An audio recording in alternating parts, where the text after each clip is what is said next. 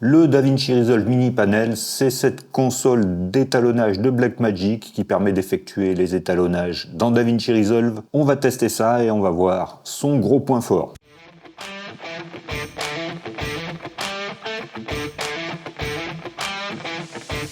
Bonjour et bienvenue sur Pix'n'Light. D'abord, j'aimerais remercier Blackmagic qui sponsorise cette vidéo et qui m'a prêté ce DaVinci Resolve Mini Panel. Mais je tiens à préciser que Blackmagic ne m'a donné aucune consigne et que je réalise ce test en toute liberté. Alors ce DaVinci Resolve Mini Panel, c'est un outil professionnel.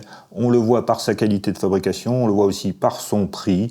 C'est un peu moins de 2000 €. La qualité de fabrication perçue est très bonne. Tous les boutons et les différentes commandes sont de qualité. Côté encombrement, ça fait 43 cm de large pour 39 cm de profondeur, pour environ 6,4 kg. Alors la première impression, c'est qu'il y a beaucoup de boutons et de commandes, mais il ne faut pas se laisser impressionner. C'est très facile à utiliser. Lorsqu'on connaît l'étalonnage dans DaVinci Resolve, cette console est très facile à prendre en main. Dans cette vidéo, on ne va pas passer en revue toutes les fonctions possibles. On va faire un test en conditions réelles, mais pour commencer, je vous invite d'abord à faire un tour du propriétaire. À l'arrière, on retrouve les connectiques avec d'abord l'alimentation secteur. On a la possibilité d'alimenter par batterie. On a les connexions réseau si on veut se connecter par un réseau. Mais la connexion la plus simple, c'est la connexion ici en USB-C pour se connecter directement à votre PC. Sur la gauche du panneau d'étalonnage, nous avons les boutons de sélection des différentes palettes d'étalonnage, des différents outils que nous avons dans DaVinci Resolve. Alors d'abord, on a un bouton Home qui permet de réactiver ici le mini panel lorsqu'il s'est mis en veille. Ensuite, nous avons deux boutons de navigation qui nous permettent de naviguer entre les différents affichages, puisque nous avons ici deux afficheurs, mais le mini panel nous permet d'accéder à plus d'affichages que ceci. Ensuite, le bouton RAW qui nous permet d'accéder à la fonction RAW d'étalonnage lorsque vous avez des clips en RAW. Ici, nous n'en avons pas de clips en RAW. Le bouton qui permet d'accéder aux étalonnages primaires, le bouton Motion qui permet d'accéder à la réduction du bruit et au contrôle du flou de mouvement, le bouton Curves qui permet d'accéder aux courbes bien sûr, le bouton qualifieur pour accéder à l'outil sélecteur, le bouton Window pour accéder aux différents Power Windows, le Tracker pour faire du tracking justement de ces Power Windows, le bouton Blur pour accéder au contrôle de netteté et de flou, le keyer pour utiliser le contrôle de la couche alpha, le sizing pour la taille bien sûr, le bouton FX permet d'accéder aux différents OpenFX et le bouton User où nous retrouvons plusieurs fonctions stéréoscopiques, les roues HDR et le Color Warper. Au centre, nous avons les deux afficheurs et leurs boutons de contrôle. Les boutons d'en haut permettent de switcher entre différentes fonctions. Par exemple ici je suis en mode Power Window, donc je peux rajouter ici un cercle, mais je peux aller rajouter un carré ou une autre des formes. Et en bas je vais avoir les potentiomètres pour régler les différents paramètres en fonction de l'outil que j'ai choisi. Sur la droite du panneau, nous retrouvons les boutons d'action rapide. Action rapide pour créer des nodes par exemple, nœud série, nœud parallèle, nœud layer, un node avec une Power Window linéaire, un node avec une Power Window circulaire, un nœud de série à la fin de votre arborescence de nodes. Ici les boutons copie et paste pour copier, coller des nodes, le bouton Full Viewer pour avoir un affichage en plein écran, la navigation entre l'image de référence précédente et la suivante, le highlight pour visualiser le masque, et la navigation entre les keyframes. Le bas de la platine va être identique à la platine à fonction réduite qui est le micro-panel. Donc on va retrouver ici tout ce qui est contrôle de réglage primaire, les contrôles lift, gamma et gain, contrôle du contraste et pivot, mid detail, color boost, shadow et highlight, saturation, hue et le lume mix. Chacun de ces boutons peut permettre de faire un reset de la valeur qu'il commande. Par exemple, je peux faire un reset du color boost ici en appuyant dessus. Les roues de contrôle et les boules de contrôle vont avoir différentes fonctions en fonction du mode dans lequel on est. Si on est dans le mode log, dans le mode offset ou dans le mode primaire simple, on va pas avoir tout à fait les mêmes fonctions pour ces roues-là. Les gros boutons que nous avons ici servent à faire un reset des niveaux, RGB, ici tous les niveaux, et ici un réajustement du niveau général. Ici à droite j'ai des fonctions de commande, ici pour capturer une image de référence, annuler la dernière action, refaire l'action, faire un reset, faire un bypass, les étalonnages, désactiver complètement mon node, lecture en boucle. Et en dessous, j'ai des fonctions de navigation, aller au node précédent, au node suivant, au frame précédent, au frame suivant, au clip précédent, au clip suivant. Et ici, j'ai bien sûr la lecture en avant, la lecture en arrière et l'arrêt en pause. Alors nous allons étalonner ce clip, mais d'abord je voudrais clarifier l'utilisation ici des roues et de ce panneau. Nous avons 3 modes possibles pour ce panneau. Le mode log ici, le mode offset, et par défaut, lorsqu'on n'active pas une de ces touches, on est en étalonnage primaire, avec les roues primaires. Donc avec les roues primaires, avec la roue de gauche, je vais contrôler le lift, ici, je vois le lift qui bouge ici. Avec la roue centrale, je vais contrôler le gamma, et avec la roue ici à droite, je vais contrôler le gain. Et avec la boule centrale, bien sûr, je vais contrôler la couleur dans chacune des roues, correspondant ici au lift, au gamma et au gain. Pour contrôler le mode offset, il faut être en mode offset ici, appuyer sur le bouton offset, et maintenant je vais avoir la roue de droite qui va contrôler l'offset, la roue du milieu qui va contrôler la teinte ici, et la roue de gauche qui va contrôler la température. Pour initialiser les valeurs, je vais appuyer ici sur les boutons All. Lorsque je veux passer en mode roue primaire normale, je vais désactiver le bouton Offset. Si je veux modifier les roues log, je vais appuyer bien sûr sur Log, et dans ce cas-là, je vais avoir la roue de gauche qui va contrôler les basses lumières, la roue du milieu qui va contrôler les moyennes lumières, et la roue de droite qui va contrôler les hautes lumières. Pareil pour les boules qui vont contrôler la couleur. Si je désactive le bouton log, je repasse en primaire et je peux réinitialiser tout ça en réinitialisant mes 3 roues. Ces roues primaires vont être accessibles quel que soit le contrôle que vous avez activé ici dans vos boutons de sélection.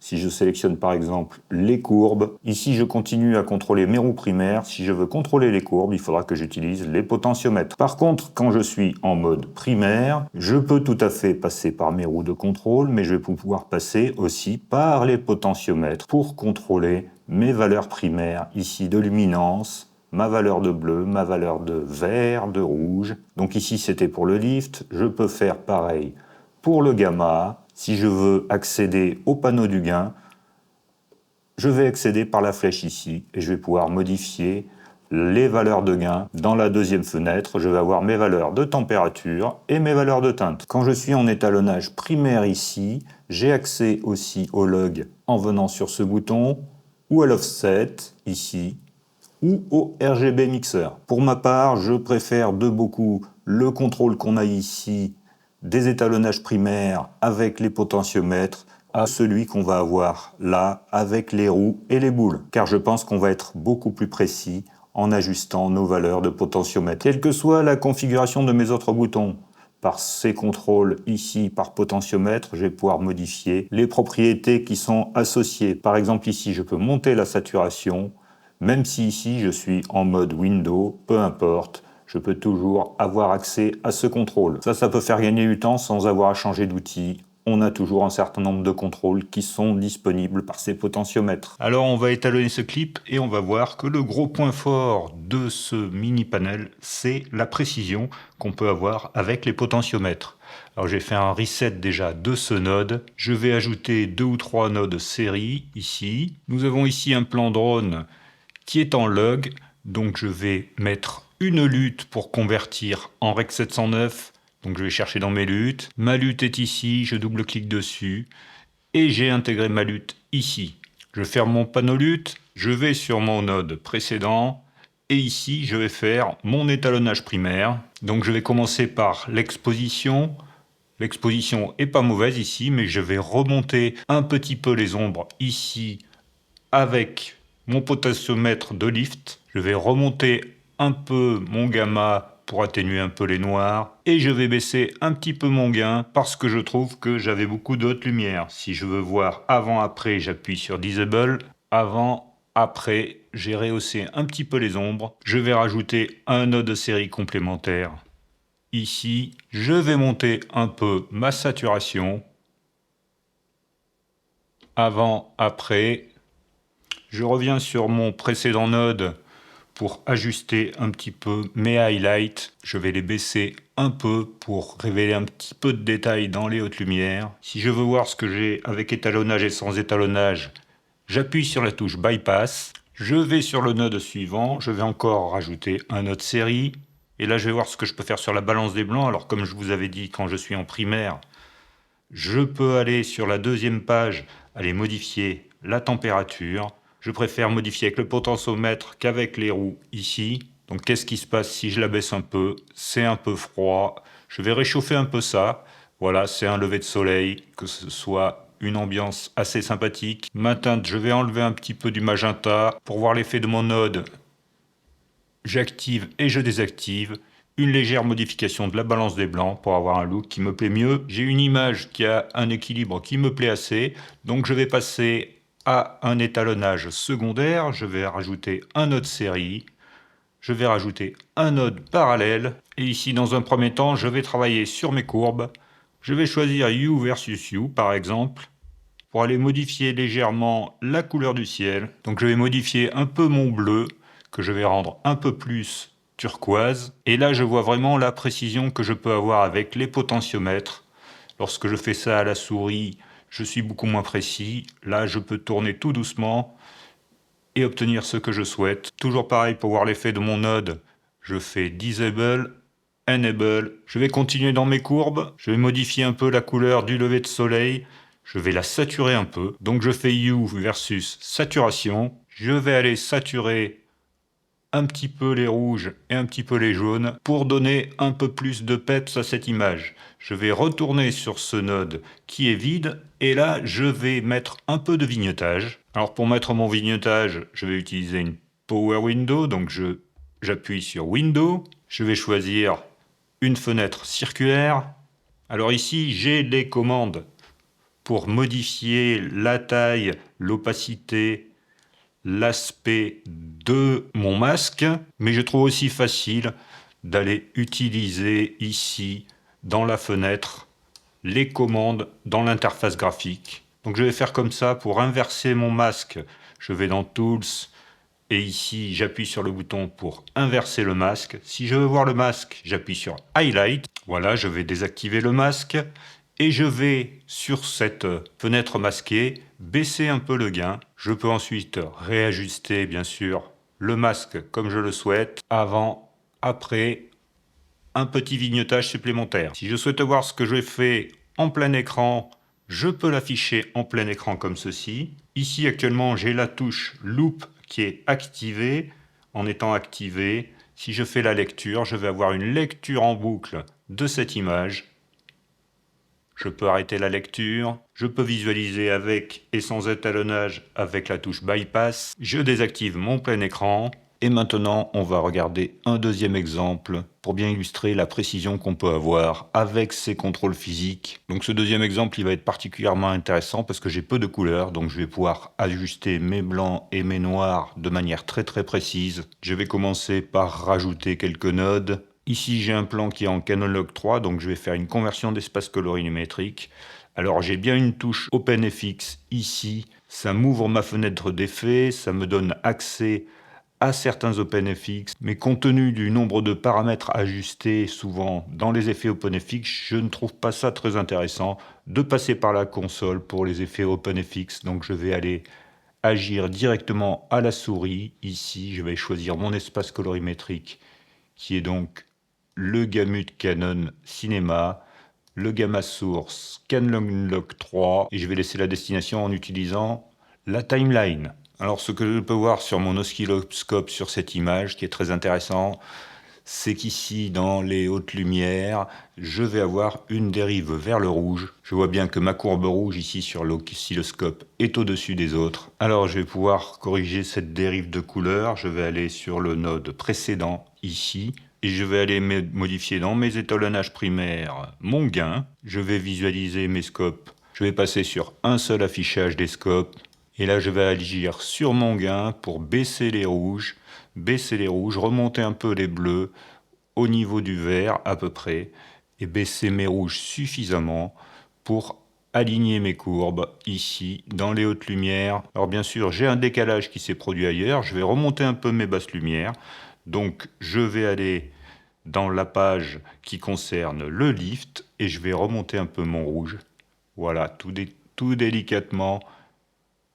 Et là, je peux avoir une précision, ajuster alternativement l'un et l'autre. Je peux avoir une très grande précision sur ce que je fais avec ces potentiomètres, avec des petits ajustements très légers. Si vous regardez ici ce que j'ai fait sur mon gain, c'est très sensible et je pourrais difficilement avoir la même précision avec la souris. Je peux voir ici que je peux bouger mon vert, je vois que la courbe se décale, la courbe est décalée, elle est bien décalée et pourtant la valeur n'a pas changé ici de mon vert dans le gain. Donc la précision des contrôles, je me répète, c'est vraiment le gros point fort de cet outil. Et maintenant, on peut vérifier, j'ai pu équilibrer ici mes couleurs dans mon image. Si je fais Disable, je vois effectivement que j'ai des couleurs maintenant parfaitement neutres ici, à la fois dans mes basses lumières et dans mes hautes lumières. En conclusion, son gros point fort, c'est la précision que cela peut apporter dans l'ajustement des différents paramètres d'étalonnage. Peut-être pour certains, avec une utilisation régulière, cela peut permettre aussi de gagner un peu de temps. Ce qui est vraiment intéressant pour moi, c'est la précision. Merci d'avoir suivi cette vidéo. À très bientôt sur PixenLight pour d'autres tutoriels sur DaVinci Resolve. J'ai aussi un matériel très intéressant que je suis en train de tester pour les utilisateurs de gimbal, mais je vous en dis pas plus. À très bientôt, au revoir.